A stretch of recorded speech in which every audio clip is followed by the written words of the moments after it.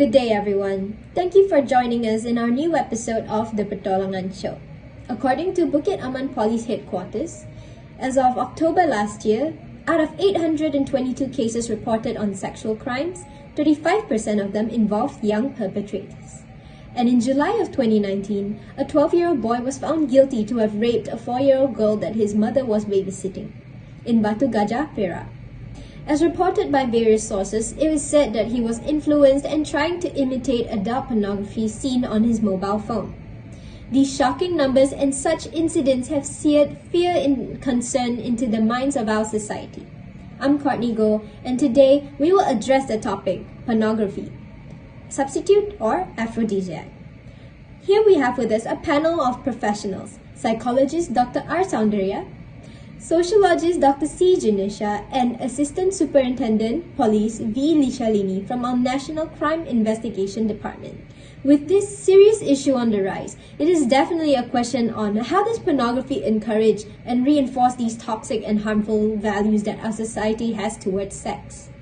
Rather than just questioning, does pornography cause rape? Here today we will discuss and investigate further into how porn is a factor that contributes to this crime. And in other words, is porn related to sexual violence in the rape culture of today? Or is it functioning as a plain substitute for one's sensual desire? So ASP Lishalini, I understand that you are representing the CID to address this worrying issue, to work in collaboration with our Crime Prevention and Community Safety Department. What is it that you are looking to bring to the public's attention by scrutinizing the effects of pornography towards sexual violence? And could you maybe give us an insight to the situation around sexual crimes being reported in our country? Yeah, Selamat Sejahtera and hello everyone. Nowadays, a lot of crime happen that are unacceptable and us humans are unable to determine what will happen later. Mankind today does not know what is right and wrong. They are clouded by emotion that instincts them to satisfy their desire. On average, there are 3,000 rape cases being reported every year in Malaysia, and only 2 out of every 10 cases being reported. In other words, every 35 minutes, there is one person being raped somewhere in Malaysia. This campaign is called No Excuse for Rape. This campaign is to raise awareness about statutory rape, substance-related rape, and marital rape. Rape can only be reduced when we as a society have greater awareness about the severity of the issue. One of the cases have been reported in 2014 where a 13-year-old boy raped his 8-year-old sister. Once the parents found and brought the 8-year-old daughter to the hospital and the police arrived to investigate the 13-year teenage boy. When the police started the investigation, he said that he watched pornography with his friend and he wanted to try it out. From this type of cases, it shows the connection between pornography and rape cases, where the curiosity triggered him. From these cases, whom we can blame? Or the 13-year-old boy, or his friend who showed him pornography, or the parents who didn't educate him about sex, is unresolved. I'm sure the news we have seen about rape reporting where attackers imitate the actions of porn actors, we know that there is a link between both. However, there are some who argue that pornography is what calms their lustful needs. But with my year of experience investigating such heinous crime, I believe porn can cause more damage than good. Oh dear, it is definitely heart-wrenching to hear about young individuals like these kids, they just making decisions that actually changes their lives forever. And yeah, I absolutely understand where you're coming from and why you're feeling that pornography is not just a plain old substitute. I mean, even if it was, it can't possibly justify the fact that if an individual did not have access to pornography and he was feeling lustful, he or she would probably make sexual advancements on someone else that are not really welcoming of it. And like you said, some might deny this and some might even question why don't the victims actually speak up if they want justice rather than just coming for the adult entertainment industry. Yes, perhaps most common reason why the victims do not speak that are encountered is the feeling of shame. They feel shame that people will talk about them whenever they cross, or they scared their family's reputation will be involved in this issue, or most important, the pride will be vanished. This feeling of being responsible for what happened is that what caused some people to not speak up sooner. When people feel ashamed, they initially hide. This is one of the reasons for low rates of reporting case of assault. My advice, if you ever met in a situation in future, do not be afraid or ashamed to come forward to talk and report about it. The sooner you report, the faster we can take action of this issue. After watching this talk, to other victims who are afraid to come out and take action of what happened to you, do not be afraid or ashamed. We are here to help you. It's not too late. You still can make a report or contact anyone that can reach us to help you. The authorities are working to raise this awareness and push education about this topic, as they will be most effective and meaningful way to prevent rape. The number of such crimes will decrease only when a person realizes how pervasive rape crimes are, and when a perpetrator understands what constitutes rape. And also, Malaysian rape statistics graph shows that the rape cases have been decreased from 2009 to 2017. Well, it shows the more people aware of the rape cases and sexual assault, the less cases will be found. That's why educating about this topic is important, and to be helpful for our citizens to be more conscious about this issue. Thank you, ASP Lishalini. It's so inspirational to hear about your party's efforts in trying to bring about conversation to this topic. I'm glad you chose the Pertolongan show to address the importance of issues like such, especially when it's somewhat stigmatized by society, right? And you must be wondering, what are the basic mental processes that goes through the minds of the victims, the attackers, and also the consumers of porn, and how that all ties together. And now with that, I'd like to direct it to the mind experts that we have in the house with us today. Dr. Soundarya, I'm told that in your organization, you have had experiences working with both sides of the spectrum of sexual crimes, the victims and the perpetrators. As an expert, what can you say about the effects of consuming pornography towards an individual? And how can that become something else, something more than just mere arousal? Hello everyone. Well, as we all generally know, when a person watches porn or any sexual images or behaviors, he or she will feel aroused. They might also pleasure themselves while watching it, and those with partners will do it with their partners. That's on the surface level, everyone knows that. But there's a whole lot of things that happen to your mind, that happens inside your brain when you watch porn. First, it actually affects your brain in the same way drugs do, because watching something exciting like porn releases dopamine, which contributes to the feelings of pleasure and satisfaction. A neuropsychiatrist in Cambridge University had shown that men who describe themselves as addicted to porn develop changes in the same brain area, which is called the reward center, that changes in drug addicts as well. So the more a person watches porn, the more addicted he will be to it. That's one. And second, when he watches it, his brain will start to get used to the usual things he watches. I mean, the porn categories, yeah. So he will feel the need to start watching more hardcore things, like a more aggressive or unusual categories to get the same reaction. For example, threesome, gangbang, and things like that.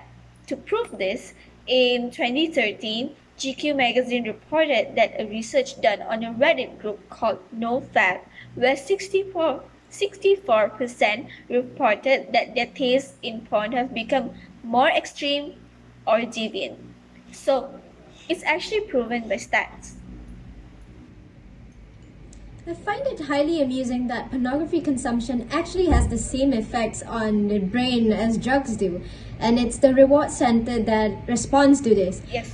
But this still leaves the question though, like, how can change in sexual taste potentially and eventually become something more dangerous? Is there any way you can further elaborate on how repetitive exposure can lead to the desensitization of viewers' perceptions towards hardcore pornography? And since it is a deviant behavior to be addicted to hardcore porn, Is there any way there could be a possible occurrence of changes in the brain to accommodate this new extreme? So, what is the relation between conditions of a porn addicted brain and a change in sexual taste to a change in behavior? Well, until recently, scientists believed our brains were fixed, where perceptions were formed and finalized in childhood, or hardwired as we call it. Now we know that the brain is neuroplastic.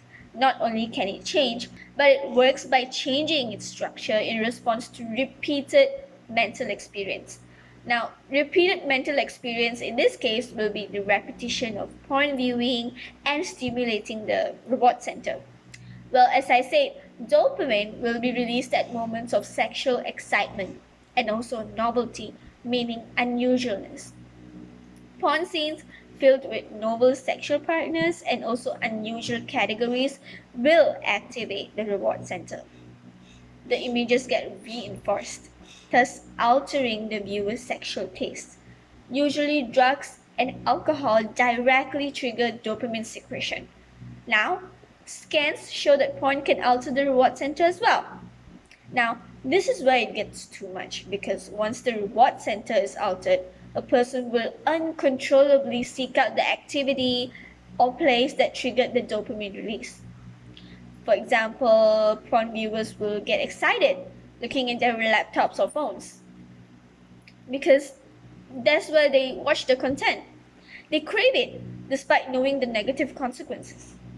Well, this is why studies have shown that porn addicts could crave porn without liking it.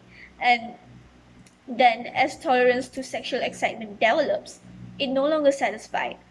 Only by releasing a second drive, which is the aggressive drive, can the addict be now satisfied.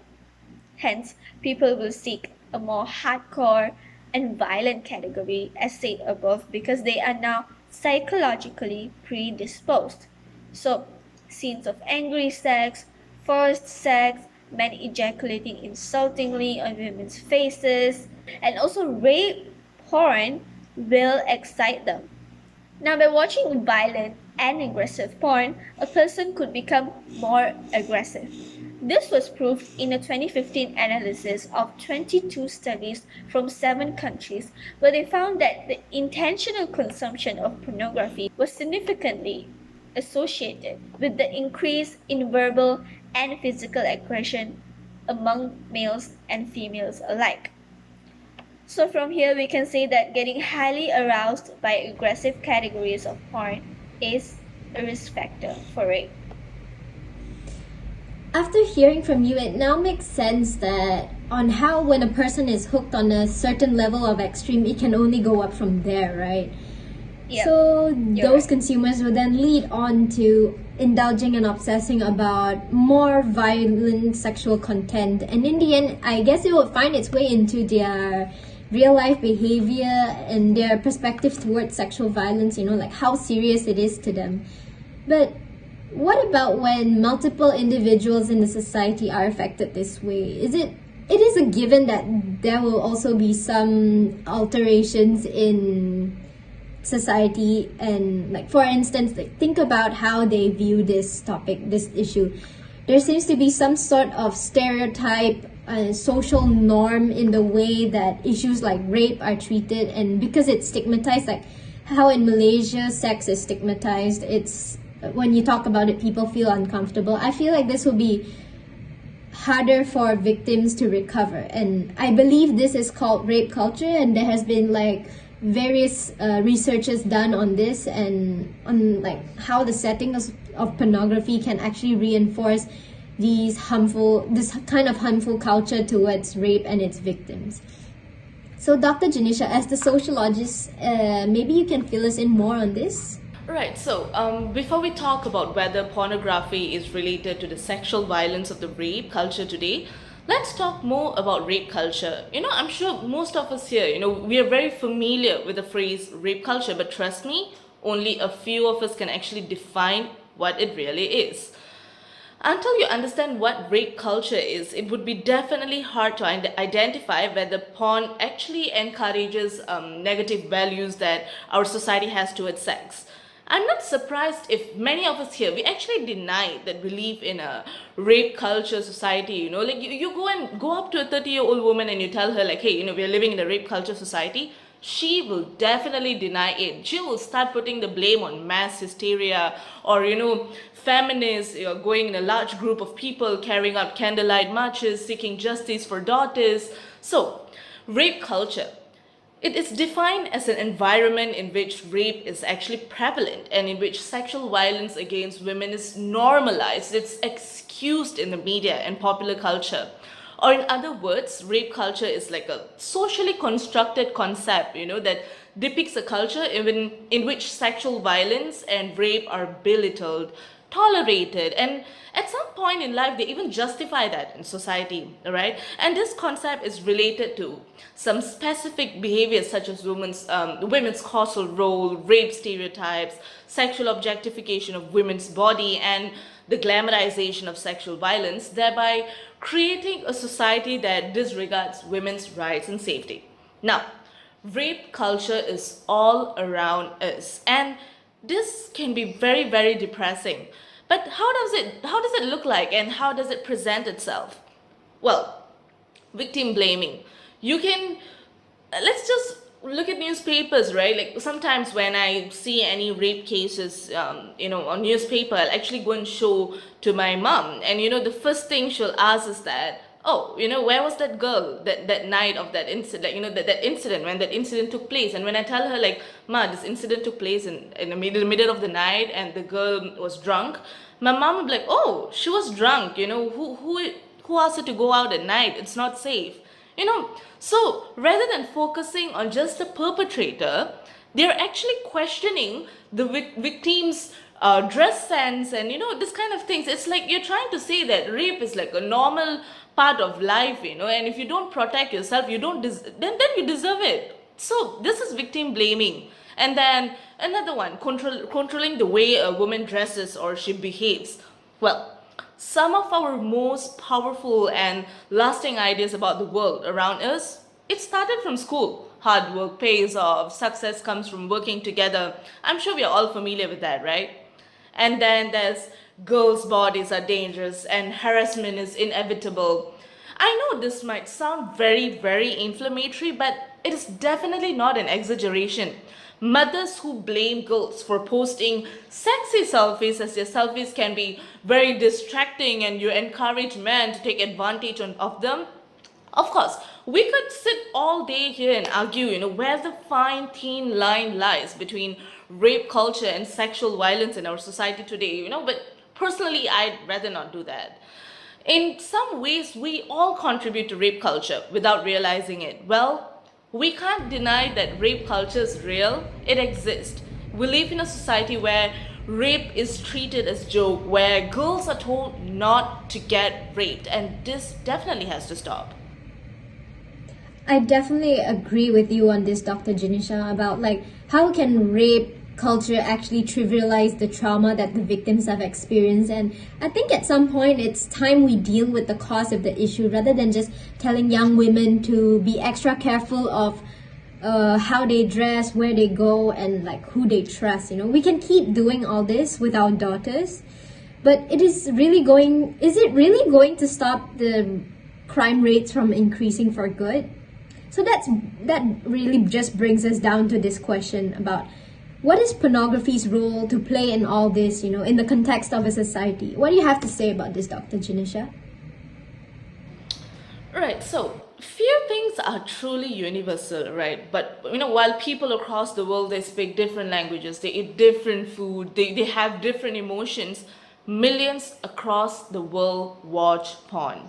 And pornography can be insidious. It's destructive. It's an ever-growing monster of an industry. See, back in the 1950s, young boys in the United States, they paged through National Geographic magazines to peek at photos of partially nude women. Well, see, those pictures were put there in the National Geographic magazine to depict how their natural habitat. but it serves a different purpose for these young boys, right? And as time flies, you start having Playboy magazine, and of course that serves a very different purpose, to excite older guys, teenage boys. And then it started transitioning to television shows, PG-13, R-rated movies, and then where they show more nudity and sex. And after that, we have pornography. And pornography industry, it exists on the internet. It's cheap, it can be free. You can just one tap away on your phone, and you can be on any porn sites, watching porn. If things are different as, National Geographic, Playboy, R-rated movies, hardcore pornography that show nudity, it can be sexually arousing, what is considered pornography? Are at least some of the tamer pictures in Playboy, is it really different from the paintings or arts that depict nude women? I mean, see, this question, I'm not asking this question to defend Playboy, okay?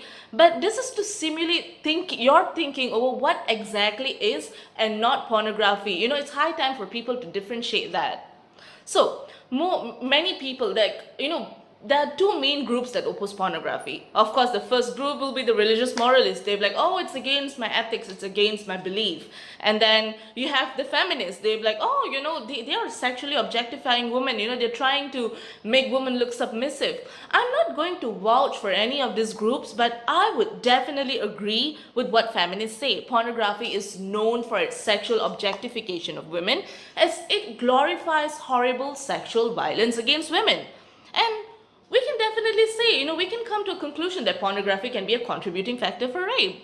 See, sexual harassment cases, it's different from rape cases, which are different from incest cases. However, they're all similar. They're involved in pornography. So, most people, they understand intuitively or from looking at research or clinical experience that there's a connection between child pornography and the behavior of child rape. In pornography, the way they portray sexual behavior between adults and children, they make it look like the kids are enjoying, the kids are enjoying having sex with the adults, because smiling faces of the children in child pornography, it's very disgusting, it's horrible. And the same people who understand this connection may forget that adult pornography is permission giving as well. For adult rape, for example, they combine sex with violence, right? They make it look like, when a woman says no, when she screams, it means yes. That's how pornography actually portray, right? And they make it look like, this male species, they're entitled to have sex with whomever they want, wherever they want, however they want. They make it look like males are like predators, they're narcissistic, they're very aggressive, and females are very submissive, and they don't, so no longer is pornography unclean or polluted. Now it is believed to be dangerous, leading to violence against women. Thus, the opposition to pornography is no longer based on morality. A recent Gallup poll report says that 73% of a national sample of Americans believe that explicit sexual magazines, movies, and books lead to people to commit rape or sexual violence. And this is when social constructionism comes in. See, I'm sure that most of us are familiar with the term media creates and reflects society. So social constructionism is the same. It's about, we humans, we learn, other than learning from books, we of course learn from what we see. So, and it's socially created by people. Knowledge, they gain knowledge that's socially created by people. If media says putting bomb is fine, people be like, oh, okay, putting bomb is fine. So, that's how pornography works, and people, nowadays, they love to read comics. And we have pornography, right? By supplying the narratives and imagery, media socially constructs sex ideologies that establishes beliefs about the reality of sex portrayed in media. So when social, problem arises when these social constructions inaccurately portray reality, and as a result create a reality based on myth, which then cause sexual violence towards women. Recently, there's a comic, an adult comic, Savita Babi. I'm not sure whether you guys are familiar or you guys have heard about that comic. But Savita Babi, it's a pornographic cartoon character, right? And she's a housewife. And her promiscuous behavior is justified by her being ignored by Ashok, her husband. Now, Barbie. The term Barbie means sister-in-law or brother's wife. So most men, maybe to be specific, brothers, they're very intimate with their Barbie. They like to ask advice from them. They look at Barbie as a second mother, in reality. But in that comic, it's not like that. They can sleep with Savita Barbie. So, is Savita Barbie used as an object of sexual fantasy? In Indian culture, sex with your Barbie, it's incest. It's not welcome. It's not permitted. It's not accepted by the society. But taking advice from your own Barbie is acceptable, but having sex with her is definitely not. So, this adult comic, it takes a whole new level, trying to expose aggressive pornography. So, by instilling or, by applying this kind of concept to comics, exposure to aggressive pornography, it's not necessarily going to cause closed attitudes about rape, but you're rather reinforcing or, you're strengthening the already existing beliefs and values. And the kind of porn that shows submissive women and dominant men, and just about all of it on the internet, it distorts human relationship. It normalizes brutality and the notion that women exist solely to do what men want. And that isn't tolerable if you want to live in a society that treats both sexes with respect.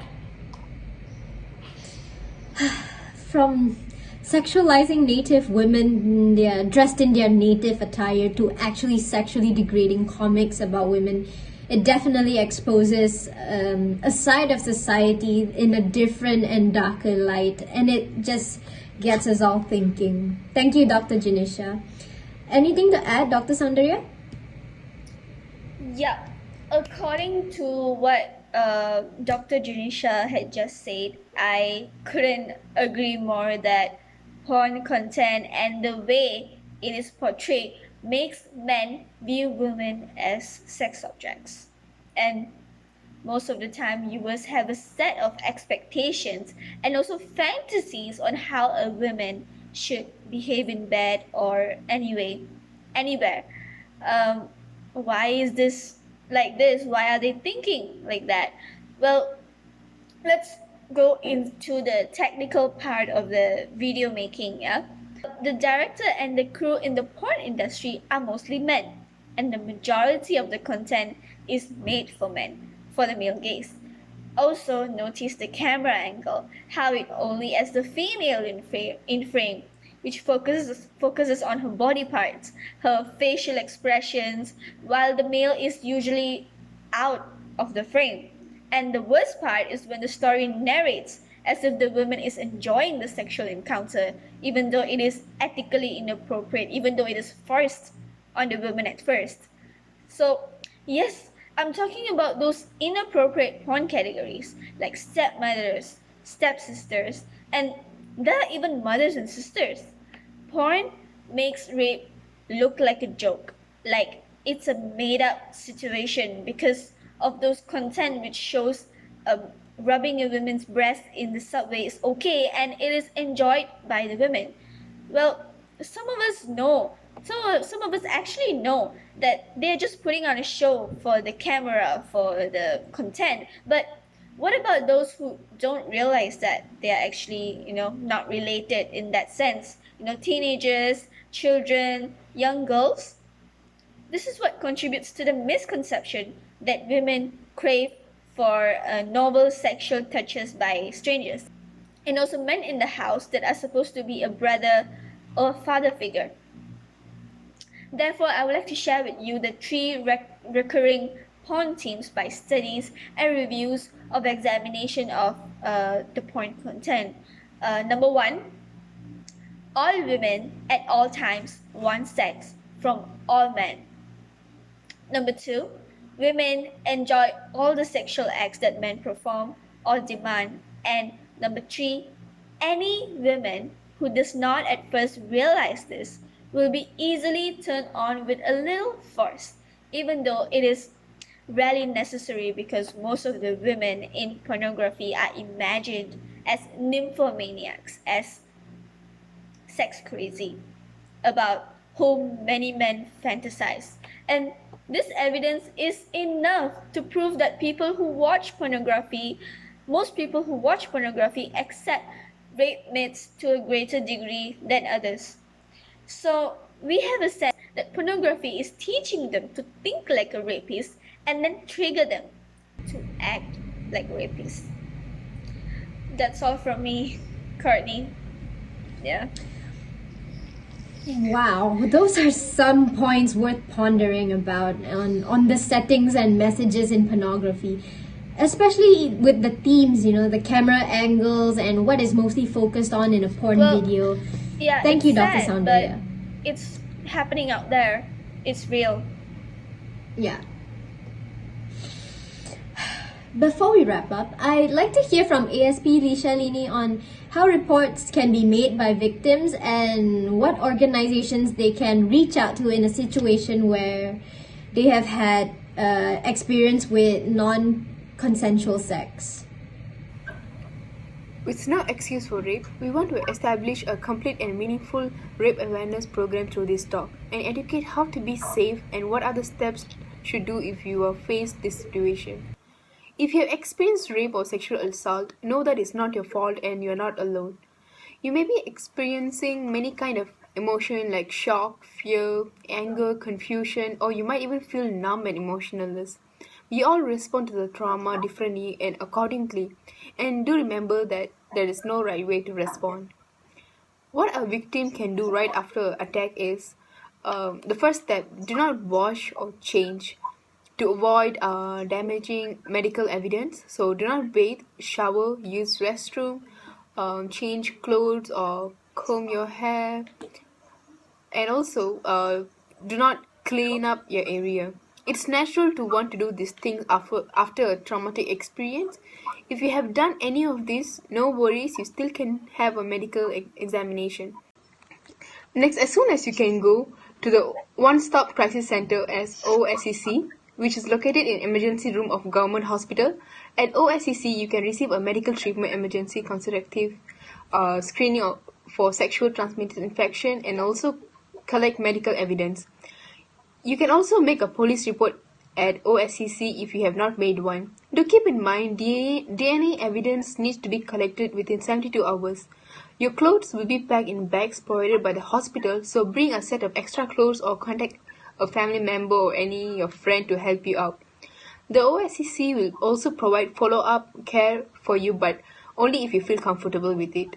If you feel it's hard to move or feel traumatized to overcome, you can contact the police at 999, or you can also contact the Women's Aid Organization through their hotline at 03 79 56 34 88 or WhatsApp, or you can text them to 018 9888058. You can always call them and they'll be ready to listen and help you to make sense what you have experienced. Thank you for all this information, ASP Lishalini. Dr. Sandri and Dr. Janisha, is there anything that the both of you would like to tell those who are listening? Any final advice that you can give them? Well, I would like to say that watching porn is not wrong. Everyone has the right to do what they like, but it becomes dangerous once you go over the limit and get kind of addicted, attached to it. And that's when problems shall arise. You may not realize that you are inflicting harm on others when you do it. But when you do it, it might be too late. So be aware of your porn consumption. Do what is ethically right. Yep, that's all from me. Dr. Janisha? Nothing from my side. Okay. What about ASP Lishalini? Nothing from me as well. Alright, thank you so much everyone. I'd like to emphasize that the point of bringing this topic up to the table for a discussion is not to shun those who consume porn. What we aim to do here is to let people know that this is an issue that exists out there whether we like it or not. Perhaps you, our fellow audience, can reevaluate what you think you know about porn and how it's very interrelated with sexual violence. It is up to us to get educated through research and do our part in protecting our loved ones by spreading this message. Once again, I'd like to thank our knowledgeable panelists, Dr. Sandria and Dr. Janisha. Thank you for taking time out of your busy schedules to be part of this enlightening and insightful talk. And as well as to ASP Lishalini, we are honored to be your chosen platform to debut our National CID's awareness program, No Excuse for Rape, on rape crimes and pornography. And with that, our talk has come to an end.